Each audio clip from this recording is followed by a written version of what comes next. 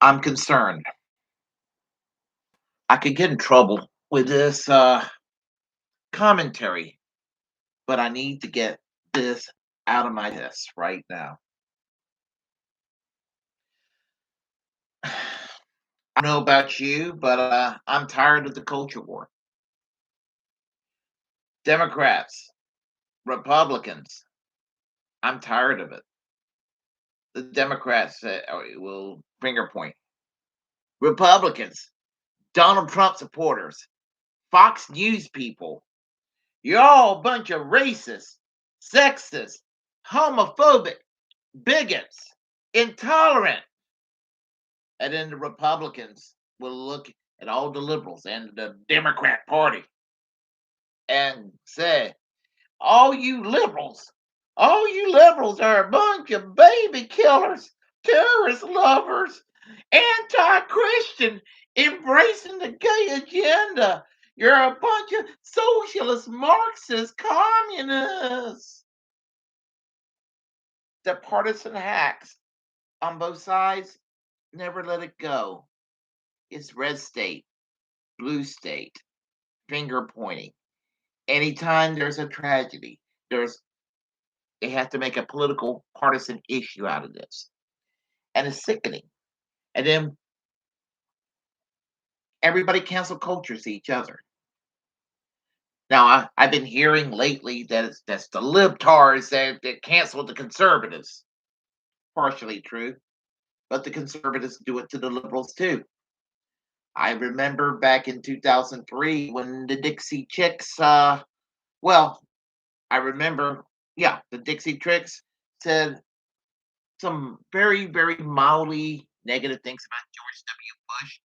They wanted to go and boycott the Dixie Chicks. And these same people criticized the progressives who wanted to boycott Chick-fil-A a decade later because the CEO of Chick-fil-A said that a marriage is made between a man and a woman. And this goes on both ways. Although I am in danger of sounding too much like a class reductionist, I'm going to explain why we have this culture war and what we can do about it. Because Americans really don't trust one another these days. We all look at each other with suspicions. And it's very simple, but I'm going to cut to the chase. Big business, corporations. Corporatism is what causes the divisions. They fund both parties. They fund the Democrats, they fund the Republicans.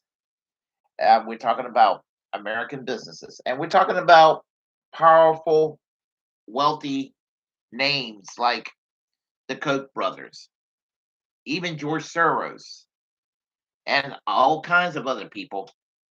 And it's predatory capitalism and they're the ones that keeps the culture war going.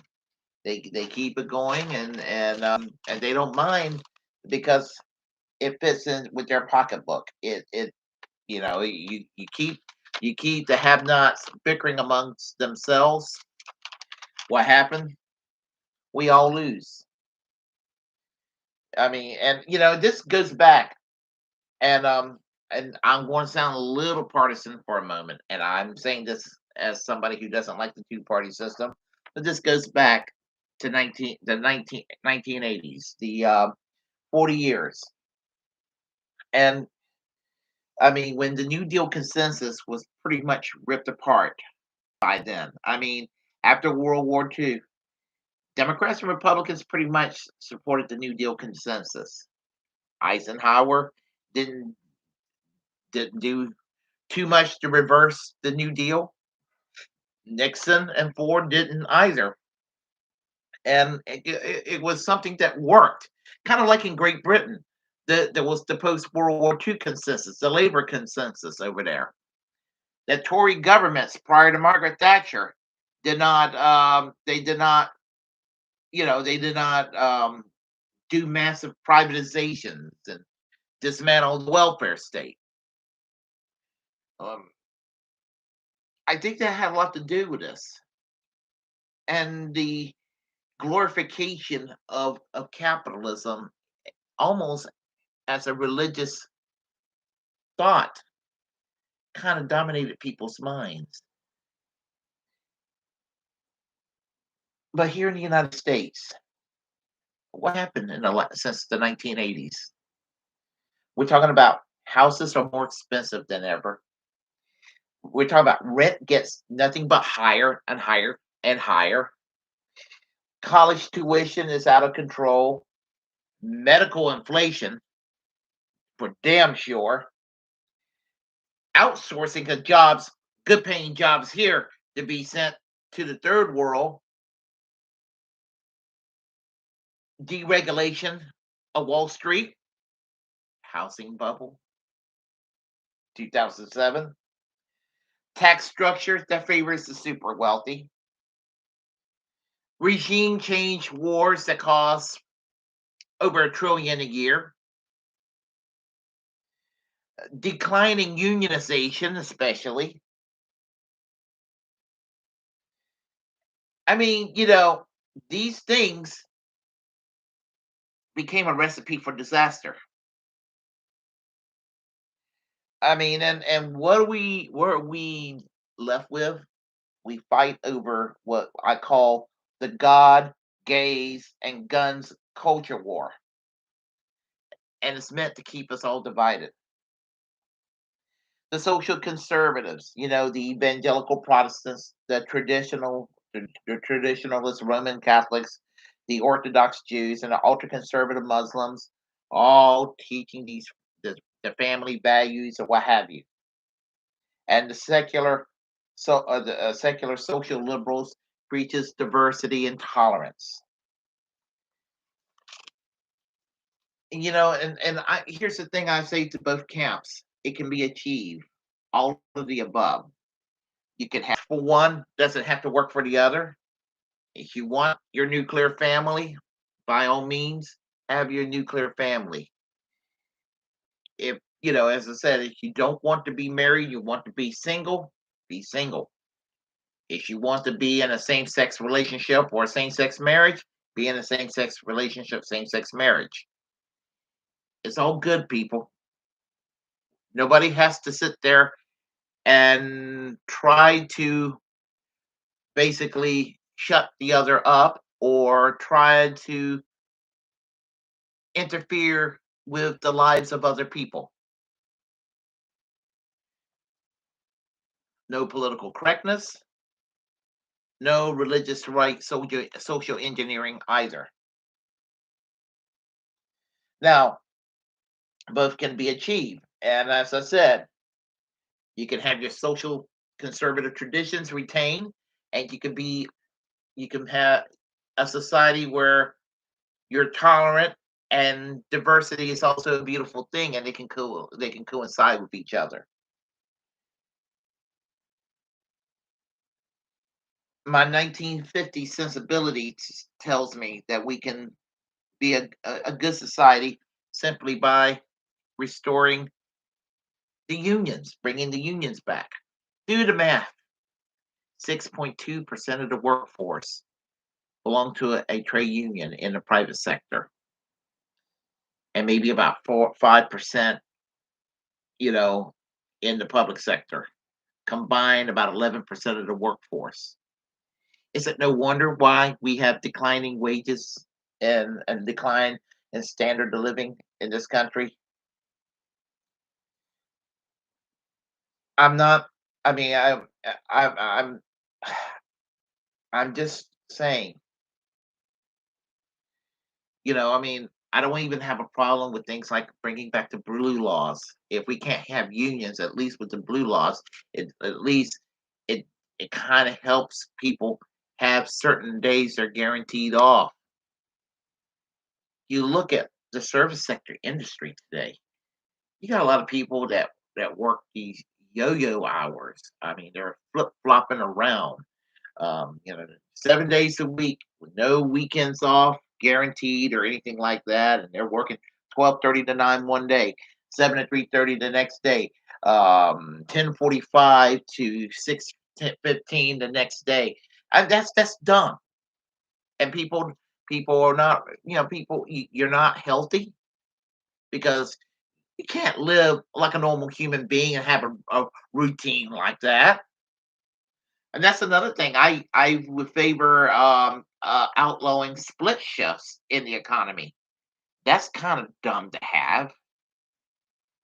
Um, or if you're going to have some places where it would be necessary to have it, give them a financial incentive.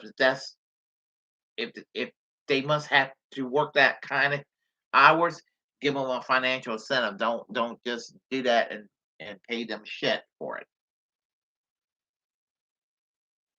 Uh, as I said, we can we need to kind of just take a pause and think about what we're coming down to in America.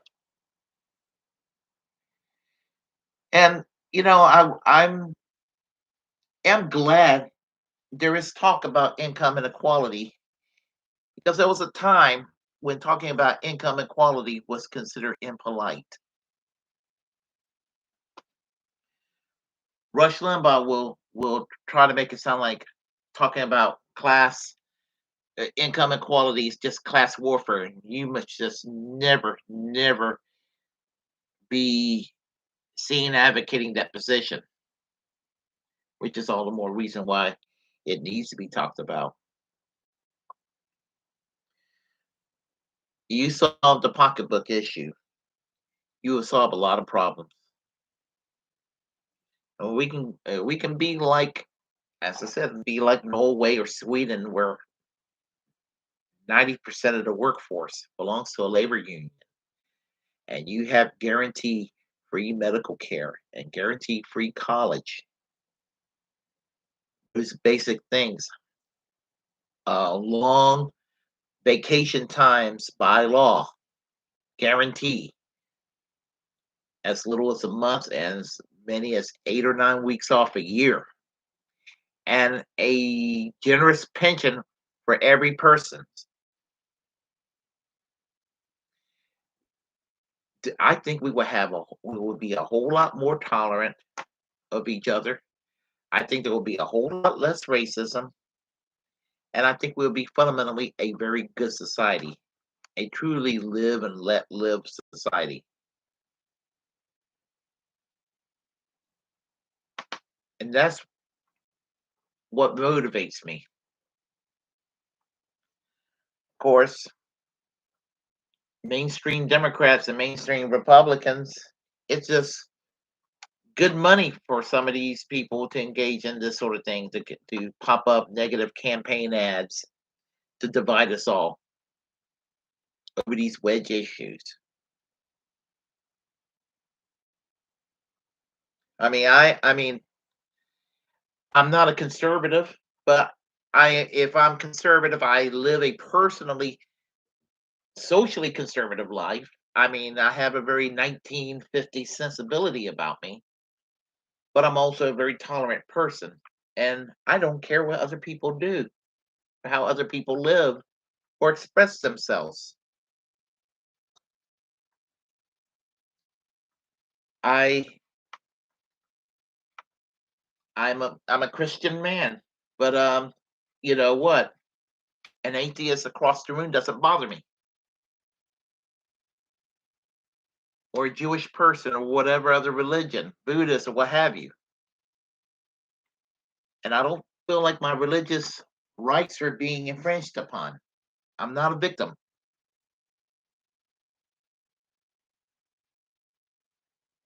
I mean, I just want I just want America to move forward, and we can all be our individuals. In, in a way, you can almost say I'm almost a libertarian in that regard. I'm not an economic libertarian, but socially I am. Oh, I believe in the welfare state,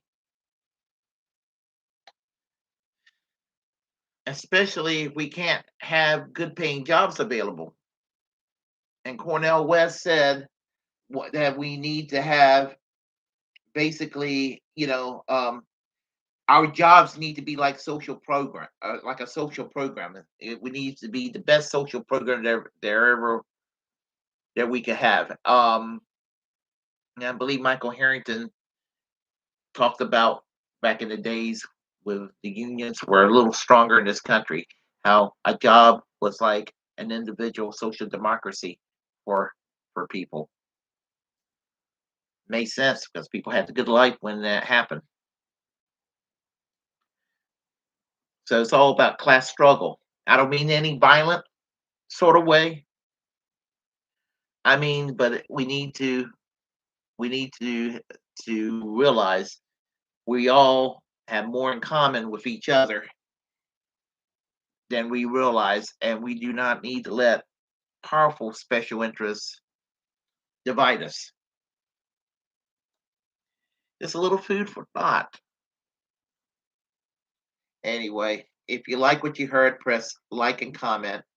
If you disagree, well, you disagree, but you can comment anyway. We'll have a conversation. Feel free to share the content on this channel. As a First Amendment absolutist, it's my duty to inform you that if you're passionate about something, please create a platform and utilize it because we're the muckbreakers of our time. Hit that notification bell and subscribe. And until next time, and this is where I get partisan.